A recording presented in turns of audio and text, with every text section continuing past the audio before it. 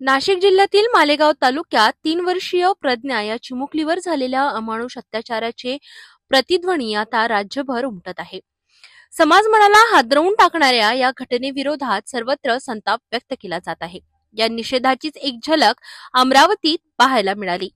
युवा स्वाभिमान पक्षाच्या वतीने राजकमल चौक येथे मेणबत्त्या पेटवून कुमारी प्रज्ञाला श्रद्धांजली अर्पण करण्यात आली। अत्याचाराच्या भीषण घटनेविरोधात शांत पण प्रभावी आंदोलन करत नागरिकांनी समाजाची वेदना व्यक्त केली। युवा स्वाभिमान पक्षाने या प्रसंगी प्रशासनाकडे ठाम मागणी केली की अमानुष कृत्याला जबाबदार असलेल्या आरोपीला कठोरात कठोर शिक्षा देण्यात यावी आणि अशा घृणास्पद कृत्याची पुनरावृत्ती थांबविण्यासाठी कायदा अधिक कडक करण्यात यावा। या श्रद्धांजली कार्यक्रमाला युवा स्वाभिमानचे मार्गदर्शक सुनील राणा तसेच पक्षाचे पदाधिकारी आणि कार्यकर्ते मोठ्या संख्येने उपस्थित होते।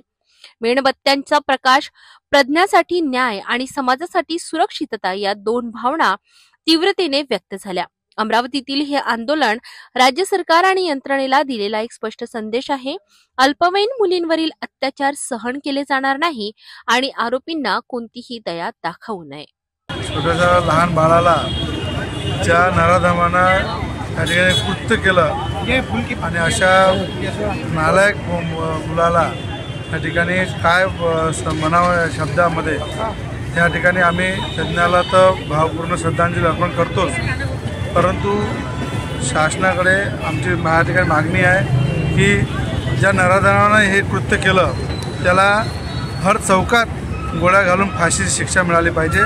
ही आजच्या श्रद्धांजली निमित्त आम्ही सर्वजण या ठिकाणी आवर्जून सर्व मागणी करतो। मालेगावमधील डोंगराळे या गावातील छोटीशी यज्ञा ही सर्वांचीच मुलगी होती आणि अशा नराधमाला राक्षसी प्रवृत्तीच्या व्यक्तीला फक्त फाशी देऊन चालणार नाही, तर त्या मुलीला जेवढे वेदना झाल्या तेवढ्या वेदना या त्या अन्याय करणाऱ्या व्यक्तीला राक्षसी प्रवृत्तीच्या व्यक्तीला तेवढ्या वेदना झाल्या पाहिजे, अशी कठोर शिक्षा त्याला झाली पाहिजे।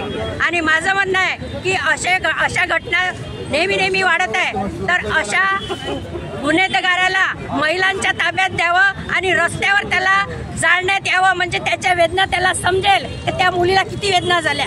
एवढंच आमचं सर्वांच्या वतीने मागणं आहे। आज भारतीय जनता पार्टी और युवा स्वाभिमान पार्टी की तरफ से जो मालेगांव में कृत्य हुआ 4 साल की लड़की के साथ, उसके लिए यहाँ सभी लोग यहाँ पे इकट्ठा हुए हैं श्रद्धांजलि देने के लिए। और हम सरकार से ये निवेदन करते हैं कि जल्द से जल्द फास्ट ट्रैक कोर्ट में उसको फांसी की सज़ा दी जाए और ऐसा घोर जो अपमान जो हो रहा है उसका बंदी लगे और ज़्यादा से ज़्यादा लोग इसके ऊपर दखल देके इसके ऊपर सरकार के ऊपर इसके ऊपर कड़क निर्णय लेने के लिए बोलिए।